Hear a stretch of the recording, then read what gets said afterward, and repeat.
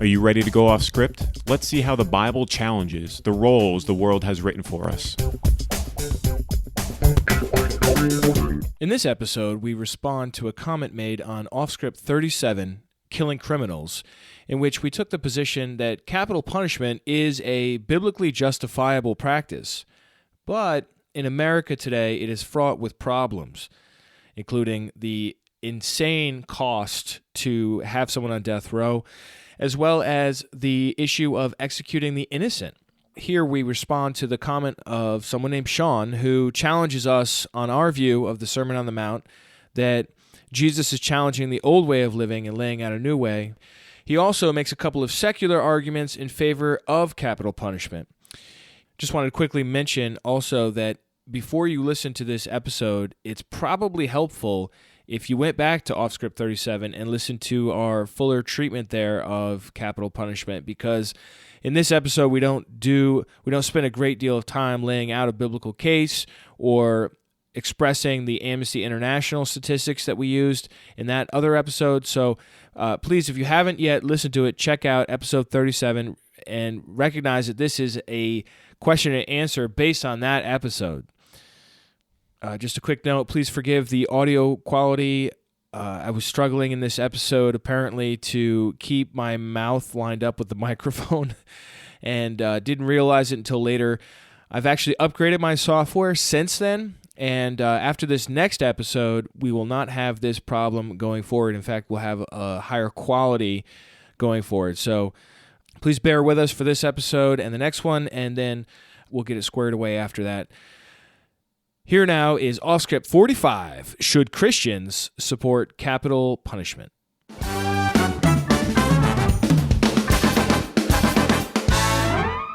In Off-Script episode 37, Killing Criminals, A Christian View of Capital Punishment, someone with a really great name made a comment. Just kidding. Actually, I'm not kidding. No, you're not. Someone named Sean made a comment, and not me, a different Sean. There are more than one of us, as it turns out. And he said, I think this discussion has to take a lot more into account, but clearly this would take hours and hours to encompass it all. This is a huge subject, really. Again, this is talking about capital punishment. But for example, such as Abraham saving Lot by killing people to rescue him. This was obviously when there were less governmental type controls, but the point remains, the most righteous man on earth, the father of faith, killed to save someone. There are also laws about the requirements of helping someone being attacked, which could clearly result in the death of an attacker. I don't think vengeance is the same as self-defense, but many equate these two. I used to. All right, let me pause you right there, Sean, since you've written a few more paragraphs, and I just take these one at a time.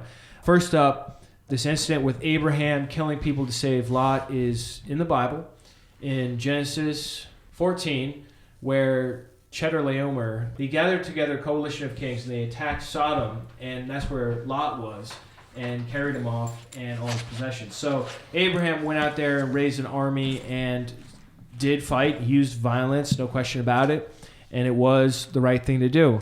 I don't think there's a way to get around that. Some people maybe do, but I accept the biblical incident as written, and my view on, for example, loving my enemies or capital punishment is very much influenced by what Jesus taught us. And I know we're going to get into that in a second here, but I see with Jesus a real shift occurring as far as what God's people are called to believe and how we're called to live.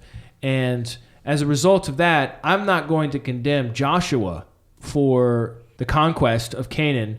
I'm not going to condemn anyone who came before that used violence in a proper way, in a righteous way. I'm not talking about like just getting angry and killing someone. Obviously, that's sinful in any period of time. But my point here is that I don't need to condemn someone who was living in a different covenant for being faithful to that covenant. And then in his next paragraph, Sean says, and I still have the same objection that seems to arise about Matthew 5 and Jesus. But I say unto you, statements have to do with contradicting the Torah. I don't see this as logical, nor a possible understanding if you believe the Messiah was a sinless man. To have any man come into Israel and start teaching contrary to God's law, even if just in that time period, by definition, would have been sin, and the man would have been ignored or killed. And then he quotes a couple of verses. No one could convict the Messiah of sin. That would have been obvious if that's what he was doing. He had to keep Torah, right? Or do you believe he didn't keep it? That might have to be clarified. All right, Sean, in response to that, I believe Jesus did keep the Torah. When Jesus said, for example, don't take oaths at all, he's not contradicting the Torah. What he's saying instead is calling his followers to a different way of living. So the Torah says that you have to pay your vows that you make to the Lord. Here, Jesus in the Sermon on the Mount is saying, don't swear at all. Well, if you don't swear at all, then what the Torah says about swearing is irrelevant to you because you didn't swear in the first place. So he's not sinning. He's not advising you to go against what the Torah says. For example, in another case with respect to violence, it teaches that you're allowed to wage wars with people, that you can kill the thief that comes in at night and so on. I mean, there's plenty of provision for violence. But what Jesus says is that you are to love your enemies. So this is not going against what it says. It's elevating it to a higher standard. So Jesus is not recommending that anyone sin or break the Torah. If you love your enemies, it's not breaking the Torah. If you refuse to swear, if you abide by Jesus' commandment about divorce and remarriage, none of those things are going to break the Torah. None of them are going to be sin from an Old Testament perspective. But they are going to go against or go above what the Torah had required. So when Jesus says, but I say unto you, that is not him abolishing the law, but that is him often intensifying an existing command. So we often say that he raises the bar. It's the idea of going above and beyond, that if you're going to follow Jesus, you are called to an even higher standard. Not for your own salvation, to keep the law and to earn your salvation as a covenant of works, but for us who are believers as an expression of devotion to the one who has saved us. So thank you, Rose. I'm agreeing with Sean then that Jesus did keep the Torah and that how he taught us to live did not defy the Torah or break the Torah, but it's a new way of living. It is new wine in new wineskins. Jesus is not the same as Moses. Jesus, according to Hebrews, is better than Moses, and he offers a better way of living. And look, once Jesus has come, we're not free to go on living as if we're under the Torah anymore. We're under the Torah of Christ, if you will. And if you study the Gospel of Matthew, he's got 5 blocks of teaching, just like the Torah had 5 books. Jesus spent 40 days out in the desert, just like Moses did. Jesus goes up on the mount to deliver a sermon, just like Moses went up on Mount Sinai and came down and told the people how to live. I mean, there are, I think, especially in the Gospel of Matthew, a lot of parallels, but then Hebrews makes that point very clear that Jesus is better than Moses, and that if the commandments mediated by angels, referring to the Torah itself, were punishable by death, how much worse do you think it would be if you defy what the Son of God has taught us? So I'm going to stick with Jesus. If he teaches something different than what the Torah taught, I'm going to go with Jesus on it, because in the end, he's my rabbi. So as far as the next paragraph goes, the secular arguments are based on the risk of human error. By those types of standards, no one should drive automobiles either, because thousands of people die each year innocently due to the error of other operators.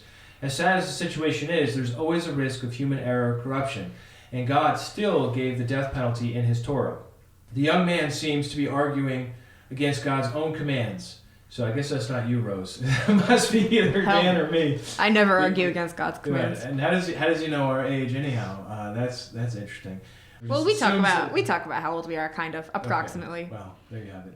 The young man seems to be arguing against God's own commands. Whoa. And one also must address the many assumptions that are built into his objections against capital punishment. To say, quote, it costs more, end quote, to prosecute for the death penalty versus lifetime of prison is not the point. Even if it were, it's still proper justice according to God's laws. God never said to hold anyone in confinement for the entire life. It also likely wouldn't cost more if there weren't so many other regulations in place that make it that much more expensive. It's morally reprehensible to pay for convicted murderers to continue to live on our own backs for their lifetime. Yeah, it's also morally reprehensible to kill innocent people, for the state to kill innocent people. So, I think he's calling me out there. And what I would say to that is my objection to capital punishment is mostly for that reason, that unless the system is going to be perfect, I can't support a system in which state-sanctioned killing occurs and a certain number of those actions kill innocent people. So, I mean, he's talking about God's law, and yes, I believe that the word sanctions governments to kill, but I think our system as it is presently is a flawed system to the degree that I'm more comfortable with my faith in taking the position of allowing them to live, allowing God to possibly work in their life, and avoid altogether the prospect of killing people who are falsely accused of these heinous crimes. Well, I think there's also the issue of this whole heavy emphasis on Torah. I'm guessing that Sean is a Torah observant Christian. Doesn't sound like a Jewish name. Just saying. My guess is that Sean's a Torah observant Gentile. That's kind of an interesting combination of features, because even if you go up to the most Orthodox Jew on the planet and say, hey, I'm a Gentile, should I keep the Torah? They would say, no, why would you keep the Torah? I've actually had this conversation with an Orthodox Jew, and I'm like, according to your beliefs, how would I be saved? How would I be, invited into the Olam Haba, the kingdom, the age to come? And what she said to me was, you just have to keep the Noahide laws. And I've talked to several that confirm the same thing. And these are not like Gentiles who are practicing the law. These are Jews who are like so many generations, into practicing the law, and they know what they're talking about. So I think that's really a question. Why would a Christian Gentile practice the law? I mean, obviously there's nothing wrong with doing it, but as soon as you start saying, well, the law that God gave to Moses on Mount Sinai for the nation of Israel as a covenant with those particular people during that time period should dictate what a Gentile nation in a pluralist society should do when we have other penalties available to us. I mean, it's just like, it's too much of a jump. Now, if you're living in Israel today, they still don't live by the Torah either. So it's like, what are we even talking about here? Mm-hmm. Like I said before, I'm pro Torah, I'm pro the whole Bible, but my rabbi is Jesus, and how he interprets it and what he says to do, even if it's different than what came before it, because it's elevated or it's just a third way that is not just the black and white that was before it.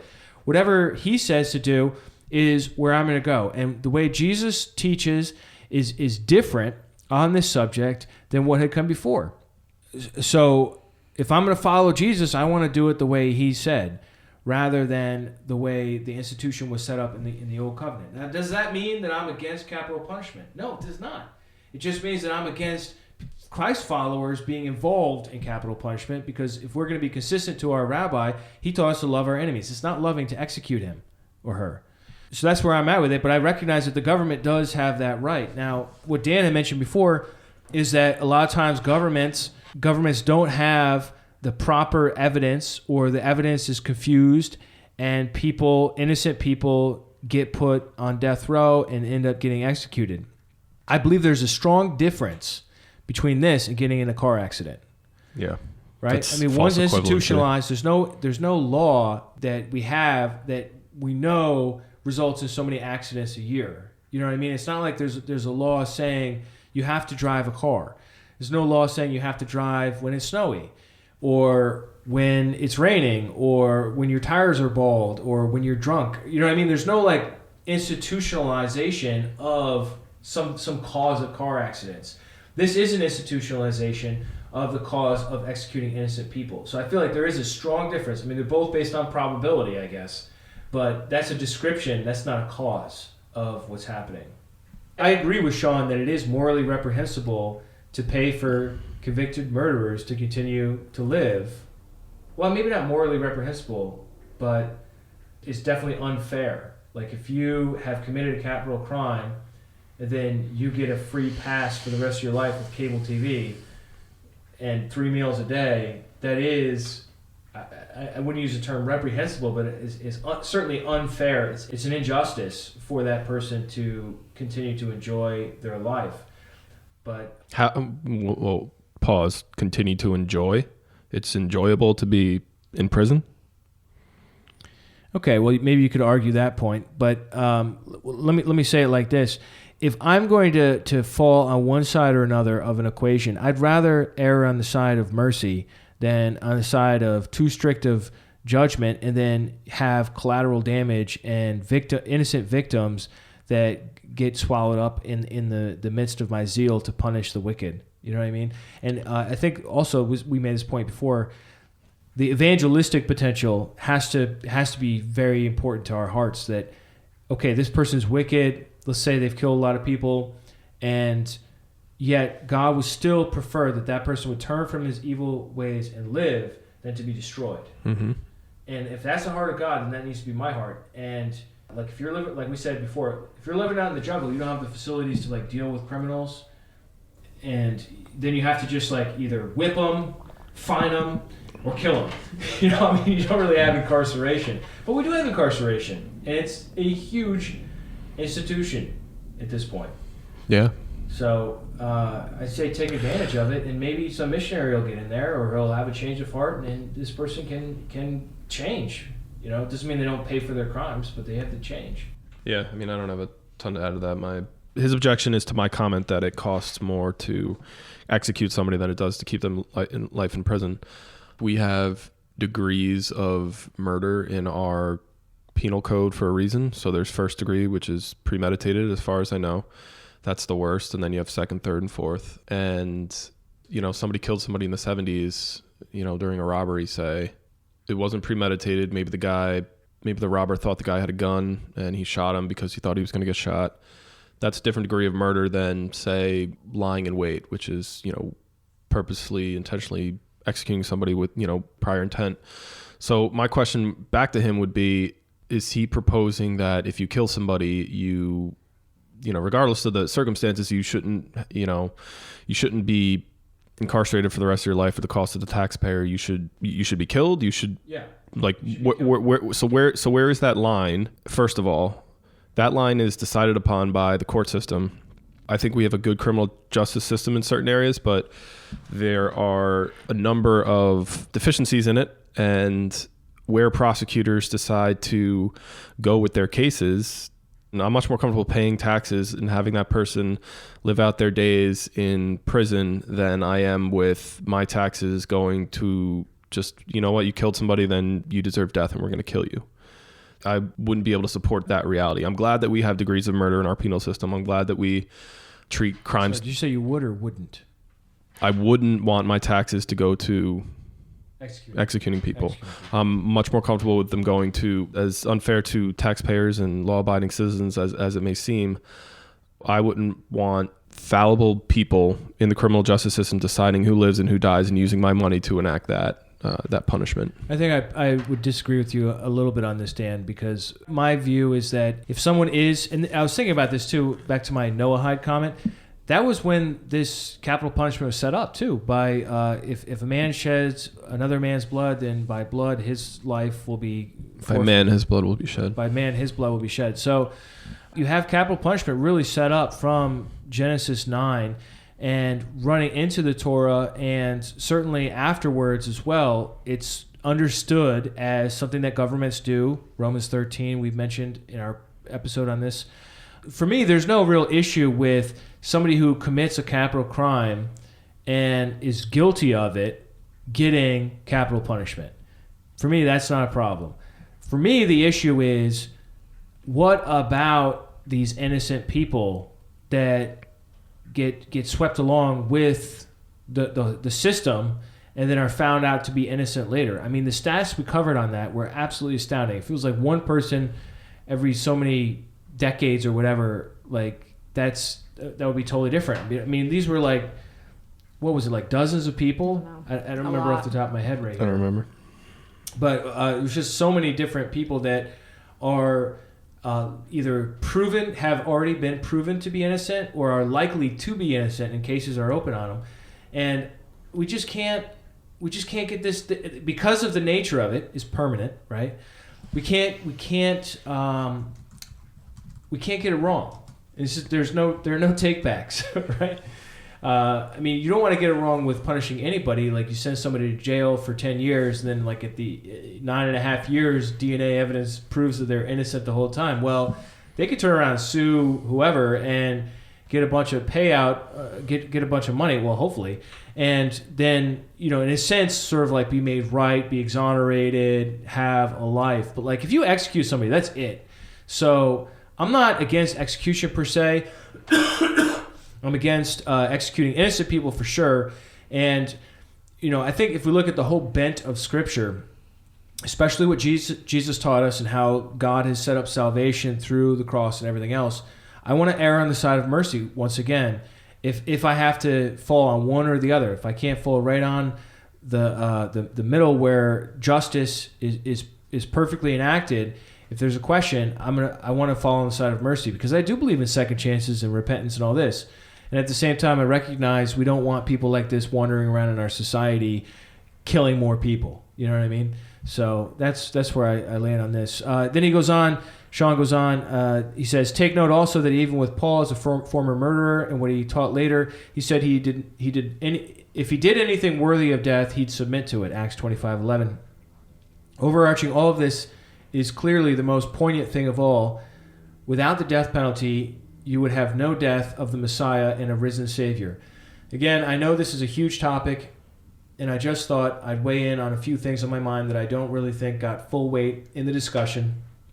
I think I also have more to say on the subject from Scripture because I used to hold the same view as many of you until I re-examined it. So, well, thanks for writing in, Sean. I appreciate that. As far as your point about Jesus not being executed if there was no death penalty, I think that's I don't really feel the force of that argument because of a couple of reasons. One is that it was a miscarriage of the death penalty that resulted in Jesus' death. The Romans did not want to execute Jesus. They couldn't find any fault with him, even though they tried 3 or 4 times. Right.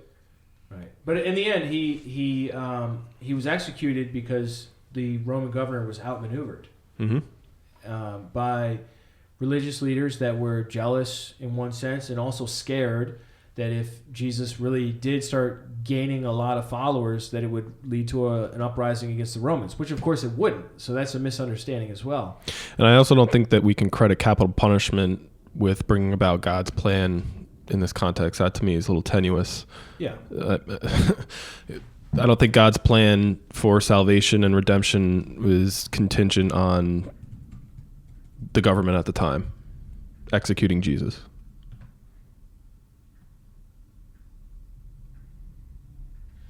I was just thinking of this word, counterfactual. Have you ever heard that word? Kind of. Relating to or expressing what has not happened or is not the case. Fake news. Yeah. Counterfactual conditional statement. If kangaroos had no tails, they would topple over. Okay, so this is partly why I don't feel the force of it. This is a counterfactual scenario.